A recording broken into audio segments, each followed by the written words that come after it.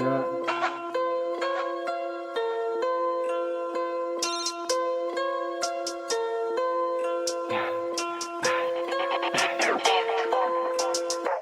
Hava men ervet adam, gözünüzde günme günden ulalyan. Onsuzam 6 yıldır şol kirli suva yuvilyan. Diyeler bu nenem, neçe manat kazanyan. Mundan eke girdi içime nazam bolsa dertlerimden arınyan. Munun nırkı yok, mundan kalanı haram. Ma farkı yok, bolsanızam fan, diysengem doğan. Hakidamız yok, sizin duşunuz yalan. Kente uzaktan seyredip menem, dilinize çolan. Hissat yerinde del budurmuştu emme zatalım. Ayak yalan yöredik bu yollardan. Yaşının tozunu seyredip gürlediler. İçine batan dikenleri görmezden.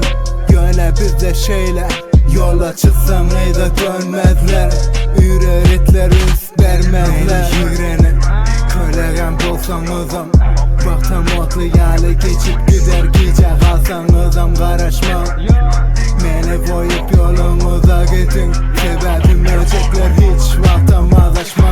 Meni yüreğine köleğen bolsanızam, baktam otlu yalı geçip gider. Gece kalsanızam karışma, meni koyup yolunuza gidin. Sebebim ölecekler hiç vaktam azlaşma. Men yolum taparım, yöne yeke özüm. Aptaldan akıl verme, geçmez verdi eke sözüm. Sözüm geçmedi deyip olar yine cürenerler. Yakinen tanıman meni uzaktan iğrenerler. Günlerim geçip var ya, dertten dolusum kıvılen. Işkında ot bolup çay kaynattım tam kıvılen. Bu dünya vefasız, görenlerim düşten farksız. Matematikten asağır meseleler, sebep çözülmeye pulsuz.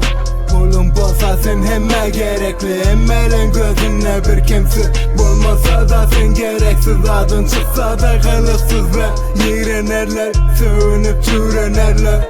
Menge mislegim şu, meni yüreğine köleğen bolsanızam, baktam otlu yalı geçip gider. Gece kalsanızam karışma, meni koyup yolunuza gidin. Sebebim ölecekler hiç vaktam azlaşma.